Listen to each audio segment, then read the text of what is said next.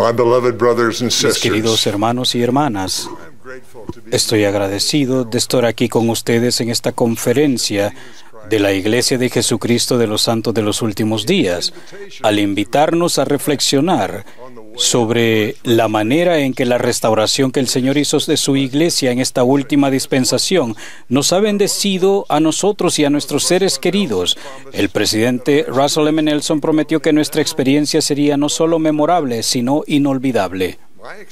Mi experiencia ha sido memorable, como estoy seguro de que la de ustedes también. El que sea inolvidable o no depende de cada uno de nosotros.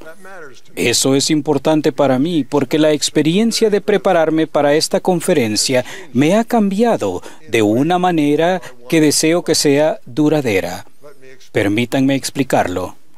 Mi preparación me llevó al registro de un acontecimiento de la restauración. Había leído sobre ello muchas veces, pero para mí siempre había sido el informe de una reunión importante en la que participó José Smith, el profeta de la restauración. Pero esta vez, en ese relato, pude ver cómo el Señor nos guía a nosotros, sus discípulos, en su iglesia.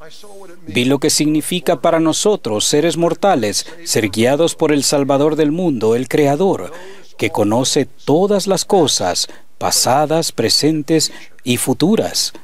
Él nos enseña paso a paso y nos guía sin obligarnos nunca.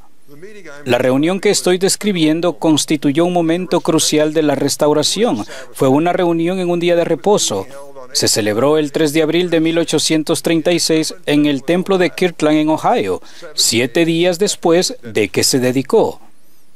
José Smith describió este momento grandioso de la historia del mundo de manera sencilla. Gran parte de su relato está registrado en la sección 110 de Doctrina y Convenios.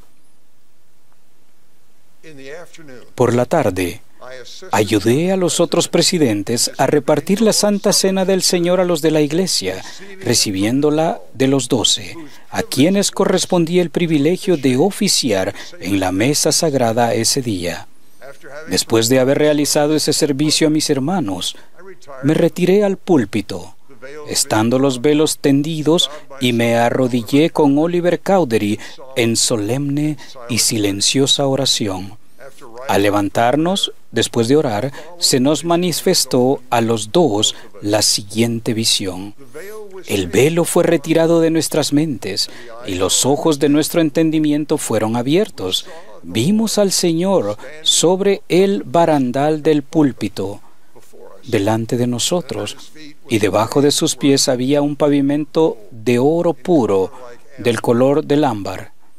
Sus ojos eran como llama de fuego, el cabello de su cabeza era blanco como la nieve pura, su semblante brillaba más que el resplandor del sol, y su voz era como el estruendo de muchas aguas. Sí, la voz de Jehová que decía: soy el primero y el último, soy el que vive, soy el que fue muerto, soy vuestro abogado ante el Padre. He aquí vuestros pecados os son perdonados, os halláis limpios delante de mí, por tanto alzad la cabeza y regocijaos. Regocíjese el corazón de vuestros hermanos, así como el corazón de todo mi pueblo, que con su fuerza ha construido esta casa a mi nombre. Porque he aquí, he aceptado esta casa, y mi nombre estará aquí, y me manifestaré a mi pueblo en misericordia en esta casa. Sí, apareceré a mis siervos y les hablaré con mi propia voz, si mi pueblo guarda mis mandamientos y no profana esta santa casa. Sí, el corazón de millares y decenas de millares se regocijará en gran manera como consecuencia de las bendiciones que han de ser derramadas y la investidura con que mis siervos han sido investidos en esta casa. Y la fama de esta casa se extenderá hasta los países extranjeros, y este es el principio de la bendición que se derramará sobre la cabeza de los de mi pueblo. Así sea. Amén. Después de cerrarse esta visión, los cielos nuevamente nos fueron abiertos, y se apareció Moisés ante nosotros, y nos entregó las llaves del recogimiento de Israel de las 4 partes de la tierra y de la conducción de las 10 tribus desde el país del norte. Después de esto apareció Elías, y entregó la dispensación del Evangelio de Abraham, diciendo que en nosotros y en nuestra descendencia serían bendecidas todas las generaciones después de nosotros.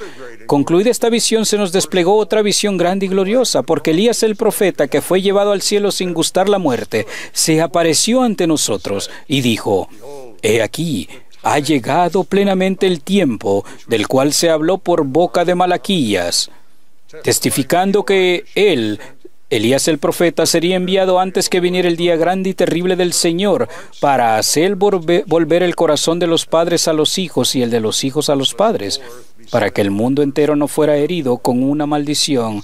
Por tanto, se entregan en vuestras manos las llaves de esta dispensación, y por esto sabréis que el día grande y terrible del Señor está cerca, sí, a las puertas.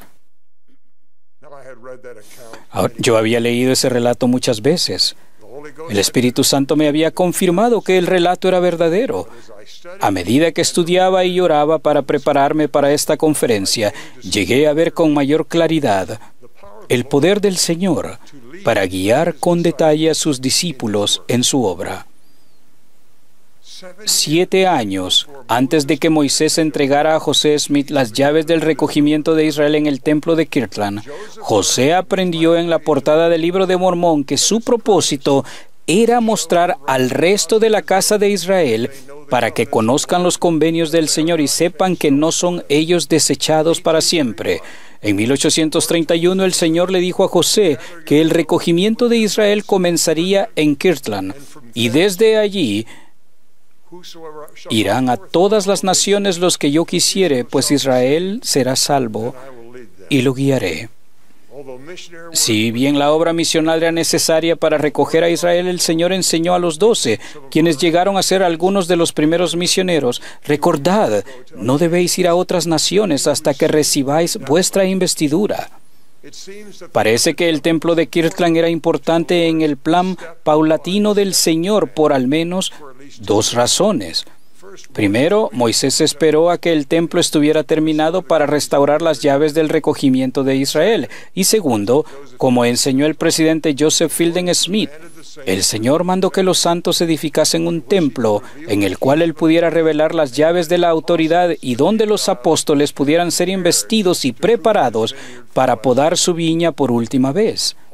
Aunque la investidura del templo como la conocemos hoy en día no se administró en el templo de Kirtland, en cumplimiento de la profecía, las ordenanzas preparatorias del templo comenzaron allí, junto a un derramamiento de manifestaciones espirituales que armaron a aquellos llamados a ser misioneros con la investidura prometida de poder de lo alto, que condujo a un gran recogimiento por medio del servicio misional. Después de que se entregaban a José las llaves del recogimiento de Israel, el Señor inspiró al profeta a enviar a los miembros de los 12 en misiones. A medida que estudiaba, me quedó claro que el Señor había preparado en detalle la vía para que los 12 fueran en misiones al extranjero, donde había personas preparadas para creer en ellos y apoyarlos. Con el tiempo, miles de personas serían llevadas por medio de ellos a la iglesia restaurada del Señor. Según nuestros registros, se estima que entre 7.500 y 8.000 personas fueron bautizadas durante las 2 misiones de los 12 a las Islas Británicas. Eso sentó las bases para la obra misional en Europa, y para finales del siglo XIX, unas 90.000 personas se habían congregado en Estados Unidos, la mayoría de ellos procedentes de las Islas Británicas y de Escandinavia. El Señor había inspirado a José y a fieles misioneros que fueron a trabajar a lograr una cosecha que debió parecerles en aquel entonces más allá de su capacidad. Pero el Señor, con su perfecta previsión y preparación, lo hizo posible. Ustedes recuerdan el lenguaje sencillo y casi poético de la sección 110 de Doctrina y Convenios. He aquí, ha llegado plenamente el tiempo del cual se habló por boca de Malaquías, testificando que él, Elías el profeta, sería enviado antes que viniera el día grande y terrible del Señor, para hacer volver el corazón de los padres a los hijos y el de los hijos a los padres, para que el mundo entero no fuera herido con una maldición. Por tanto, se entregan en vuestras manos las llaves de esta dispensación, y por esto sabréis que el día grande y terrible del Señor está cerca. Sí, a las puertas. Testifico que el Señor vio lejos en el futuro y cómo Él nos guiaría para ayudarle a cumplir sus propósitos en los últimos días. Hace muchos años, mientras prestaba servicio en el Obispado Presidente, se me encargó supervisar el grupo de diseño y desarrollo que creó lo que llamamos Family Search. Pongo cuidado al decir que supervisé su creación en lugar de decir que la dirigí. Muchas personas dejaron otras carreras y vinieron a construir lo que el Señor deseaba. La primera presidencia tenía la meta de reducir las duplicaciones de las ordenanzas. Su mayor preocupación era el no poder saber si las ordenanzas de una persona ya se habían efectuado. Durante varios años, o lo que me parecieron años, la primera presidencia me preguntaba, ¿cuándo lo van a terminar? Con una voz muy penetrante. Con oración, diligencia y el sacrificio de personas de gran habilidad, se logró finalizar la tarea. Se realizó paso a paso. La primera tarea fue conseguir que Family Search fuera fácil de usar para aquellos que no se sentían cómodos con las computadoras. Llegaron más cambios. Y sé que continuarán viniendo, porque cada vez que procedemos a resolver un problema inspirado, abrimos la puerta a más revelación para avances al menos igualmente importantes, pero que todavía no se han visto. Incluso hoy en día, Family Search se está convirtiendo en lo que el Señor necesita para parte de su restauración, y no solo para evitar la duplicación de ordenanzas. El Señor nos permitió realizar mejoras para ayudar a las personas a desarrollar sentimientos de familiaridad y aún de amor por sus antepasados y efectuar dichas ordenanzas a favor de ellos. Ahora, el Señor sabía qué pasaría. Los jóvenes se están convirtiendo en mentores de computación para sus padres y miembros del barrio. Todos han hallado gran gozo en ese servicio. El espíritu de Elías está cambiando los corazones de jóvenes, mayores, niños, padres, nietos y abuelos. Los templos volverán a programar con alegría oportunidades para efectuar bautismos y otras ordenanzas sagradas. El deseo de servir a nuestros antepasados y el vínculo entre padres e hijos están creciendo. El Señor lo vio venir. Lo planeó, paso a paso, como lo ha hecho con otros cambios en su iglesia. Ha levantado y preparado a personas fieles que eligen hacer bien las cosas difíciles. Siempre ha sido paciente para ayudarnos a aprender línea por línea, precepto por precepto, un poco aquí y un poco allí. Él es firme en cuanto al momento para llevar a cabo sus propósitos, pero se asegura de que el sacrificio a menudo suponga o conlleve una bendición continua que no habíamos previsto. Para concluir, expreso mi gratitud al Señor, aquel que inspiró al presidente Nelson a invitarme a hacer el sacrificio de prepararme para esta conferencia.